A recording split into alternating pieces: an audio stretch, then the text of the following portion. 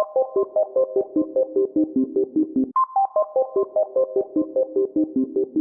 y'all, what's going on? It's Athena Amoeba, and it is time for an update video for week 12. Before I get into that, I really want to say thank you so much to those of you who have subscribed to this channel, who have liked, and who have been very supportive of me.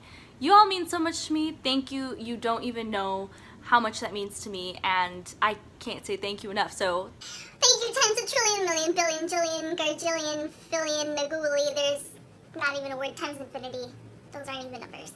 But thank you times infinity. So I haven't posted for a couple of weeks because I've been failing. Yeah, I've been failing at life. No, I have not been failing at life, but I failed on some of my goals, and that's okay. This video is about how we can deal with failure and why failure is actually a good thing. So week 12 for me was August 27th through September 3rd, and I was supposed to weigh in for my diet bet on September 1st, and I was supposed to weigh in at 183 pounds, and I did not meet that goal. I weighed in at 186.2, but hey, you know, I didn't meet that goal to win the diet bet and win money, but I still lost weight, so I was a little bit bummed out, and I'm gonna get into how my limiting beliefs kind of made me self-sabotage and how real those subconscious thoughts are and how real the effects of our subconscious thoughts are. But I'll just say the aftermath of me not meeting that goal, it made me feel a little discouraged, but I just had to remember, hey, but think about the fact that you actually lost weight and you actually are at a lower weight than when you started, so claim the victory and let's celebrate that versus beating myself up and feeling bad. So in a little bit, I'm gonna definitely get into that more, into why we need to celebrate ourselves versus beat ourselves up even when we fail. But first, I'm gonna go into the subconscious beliefs and how they affected me and how I realized that I was actually having these subconscious thoughts about not being able to meet my goal. So everything was going well. I was losing about 2 pounds a week and I was really confident that I was gonna meet this goal. And then I think around like week 3, I hit a wall and I reached 186.6 pounds and I did not lose any weight. I stayed stuck at 186.6 for 3 weeks. And there could be a lot of different reasons for that. I had my period twice in 3 weeks. I started walking 5 miles a day, so maybe I was gaining more muscle because I was shrinking in size, but you know, muscle weighs more than fat, so maybe it wasn't reflecting back on the scale. And then 2, even though I was going on these 5-mile walks every day, I was so hungry. So I would take the calories that I had gained, like the extra calories that I gained through walking, and actually ate most of them back. So I was still in a small calorie deficit, but not as large as it could have been if I hadn't eaten those extra calories that I won through walking. But I was hungry, so that's just something that I'm gonna have to navigate better in the future. So yeah, there was a lot of factors. I'm not 100% sure why I got stuck at that weight for 3 weeks, but I did. And so when there was only about 4 days left, I was gonna try to do like a water weight drop. I was gonna try to drop some water weight just to meet that goal so I could say that I did it. I was only 3 pounds away, but I started self-sabotaging. I just started eating more. I had a plan to do, you know, a cleanse, and I didn't do it. And I think it's because I realized later, because subconsciously I didn't believe that I was gonna meet that goal anyway. And so I think I sort of gave up on myself. Now, thankfully, even though I was eating more, I didn't gain any weight back. I'm still 186, thank you. But I realized kind of in the moment, like, wow, I'm self-sabotaging because I don't believe I'll meet this goal. And I realized it a little bit while it was happening, but I definitely realized it after I weighed in. And so I said to myself, you know what, it's okay, don't let this bring you down. You know, you still lost weight, there's still a victory to claim here, because I hadn't lost any weight for 3 months, and now I lost 6 pounds, so claim that victory. You know, I said this is a great boost, this is a great jump start. What can I learn from this experience that I could do better next time when I join the next diet bet? Which I have already joined, by the way, and today is the first day. So if you would like to join Diet Bet, to join the same challenge that I'm doing, it's $30, and if you win, if you meet your goal, you get that back, plus a cut from the money that people put in who did not meet their goal. So If you're interested in doing that, the link is below. But yeah, it was just a really powerful moment to realize how our subconscious thoughts can actually change our behavior. Like, I subconsciously did not believe I was going to meet my goal, and so I acted in a way that did not allow me to meet my goal. It's almost like your subconscious thoughts give instructions to your behavior, to how you're going to act.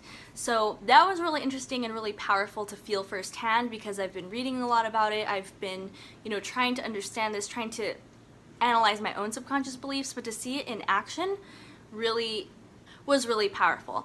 And I know that I can use that by analyzing my subconscious thoughts and transforming them, which Tony Robbins talks about in chapter 4 of Awaken the Giant Within. So I'm going to cover that chapter because it's really important and it's actually relevant to what I have been experiencing. Because it's one thing to say, okay, I have this limiting belief, but then how do you actually go about changing it? And I think that's a whole process, and it's something that needs to be practiced. It's not like, okay, I read the book, I understand the concept, and now why isn't it working? We actually have to practice these things daily in order for them to work.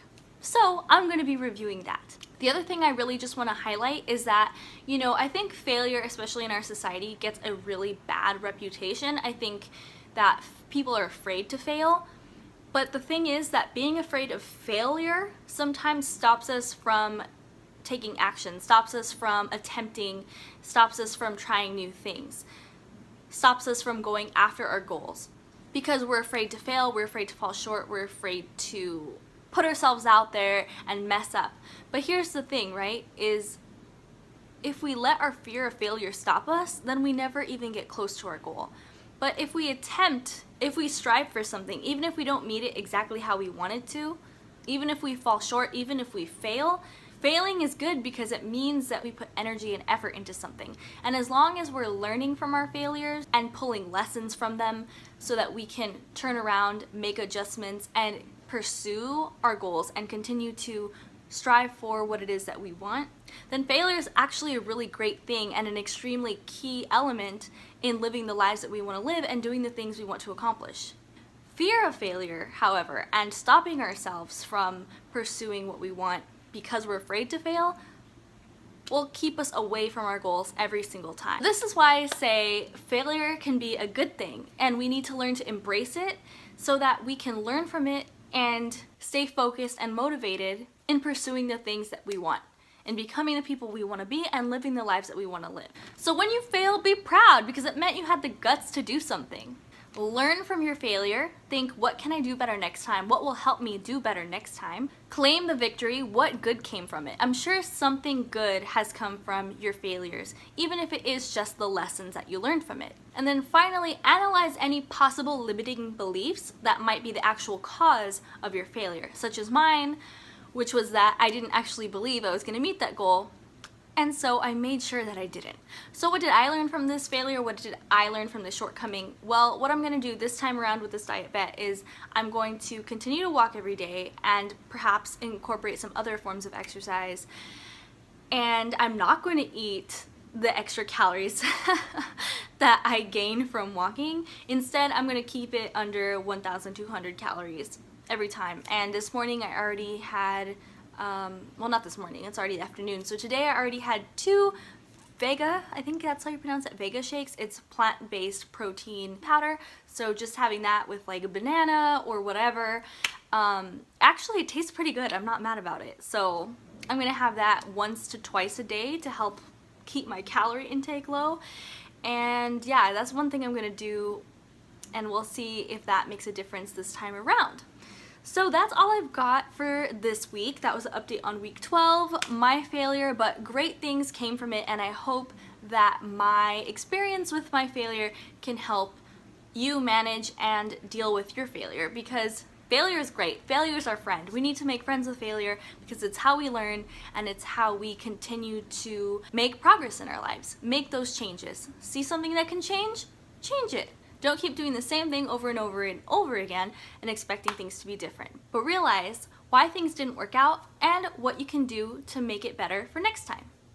That's all I've got, y'all. So much love to y'all, and thank you again for subscribing. Thank you for going on this journey with me. If you have not subscribed to this channel yet, go ahead and hit the subscribe button for more content like this and content surrounding tools that can help you on your transformation journey. Before I go, there's one more thing I want to share. I have become obsessed with this game called My Singing Monsters, and I cannot tell you how much I love this game. It's amazing, and you just have to check it out for yourself. But basically, there's these little monsters, and they each make their own singing sounds, and you can create a whole song with them. So there's pre-made songs, or you can compose your own. And I composed my own song, which I'm going to share with you now at the end of this video, so I hope you enjoy it. Love that game, love that app. I'll put the name of the app below, and they also have a YouTube channel, so I'll link that here because I love it so much. So I hope that you all enjoy it as well.